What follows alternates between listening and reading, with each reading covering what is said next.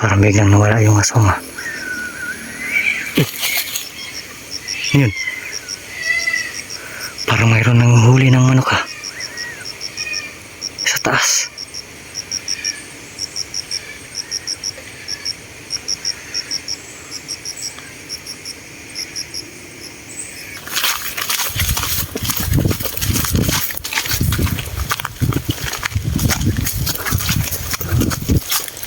So ngayon mga kadol, so dito patungo yung aswang na bata mga kadol, ito tumakbo, kaya sinundan ko mga kadol. Ito po yung daan patungo doon. So dito pala patungo mga kadol yung aswang mga kadol. Sa dati kong exploran mga kadol na mayroong babae nagbigti. Tingnan no, lumalakas yung hangin.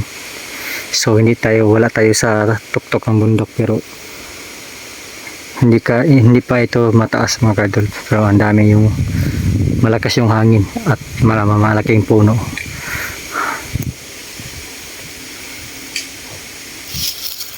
So ayan mga kadol, unang-una maraming salamat po sa lahat ng nanood sa bawat video po natin. Thank you po. Unti-unti pong umaangat po yung views natin. So no skip ad po mga kadol, para po ay makasahod pa ako, kasi 2 years na yata akong walang sahod sa YouTube mga kadol. At ito, sikapin natin. So kumbaga mga kadol, sobrang busy talaga ako.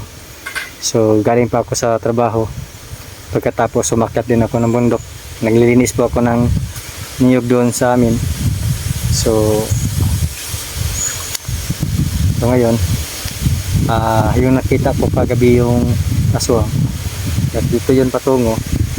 So dito tayo i-explore. So nalaman ko mga kadol, dito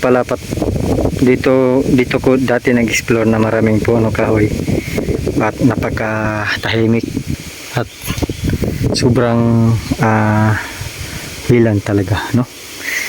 So nung una mga kadol, thank you talaga sa inyo, at sana po patuloy kayong manood sa bawat video ko. So paki-share po at ikapi-link lang mga kadol. At sa lahat pong hindi pa nakasubscribe dyan, pindutin lang yung notification bell mga kadol para updated kayo sa mga upload ko, no? Kahit hindi ako palaging araw-araw po maka-upload. So may mga ihalas na prutas yan mga kadol. So dito mga kadol, sa bundok na ito ay nagbalikan na talaga yung mga masamang elemento mga kadol. Mga aswang at kahit anong mga nilang mga kadol. So yung aswang mga kadol, marami po silang pwedeng gawin, no? Marami talaga silang pwedeng gawin mga kadol. Kumbaga una ganito, pwede din silang lumika ng malakas na hangin.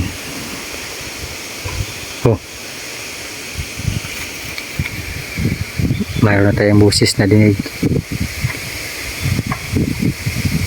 Sabi malakas na hangin, no? Yan.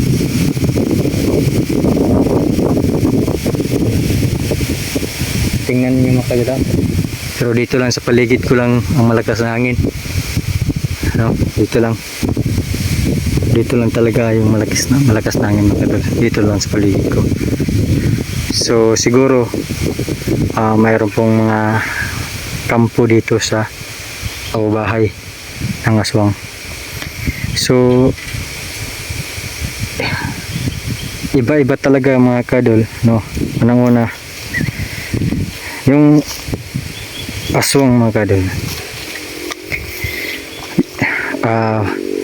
iba din yung mga kadol, iba din yung kapag tumalon yung aswang mga kadol, maging ibon. Iba din yun. Iba din yung aswang na biglang mawala. Yung ginagamit yan mga kadol ng aswang mga kadol, yung bertud. Bertud, biglang mawala, no? So marami talaga mga kadol. Kumbaga, pwedeng sila, anyong ahas. So yung mukha mo kukopyahin. Ayan. Tuminding yung bilaybo natin.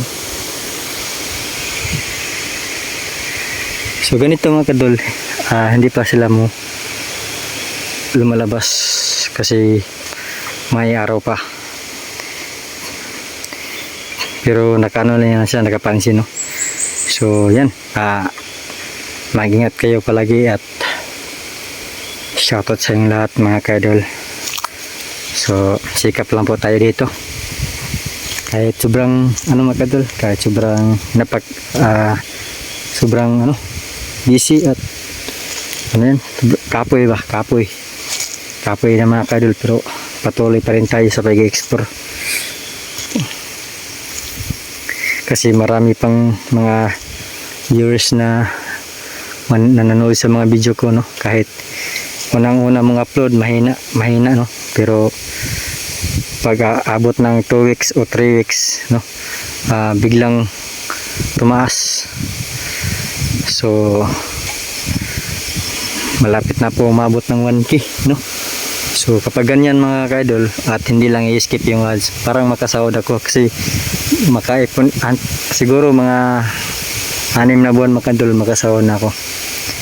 Sa ganyan ng views mga kaidol, umabot o 900 o 800.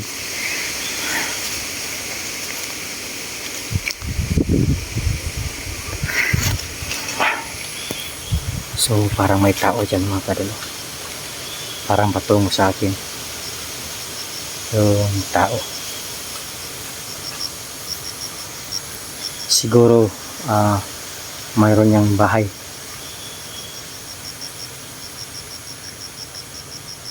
Para din sa likuran. So kapag ganyan mga kadol, kapag ganyan, yung kapag walang katabi ng bahay at tapos yung nakatira kakaibang galaw, yun parang nandyan, parang tumitingin na sa atin.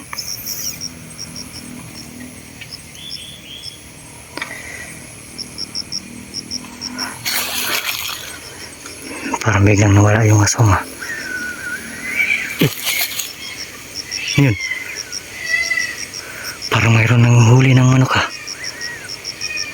sa taas.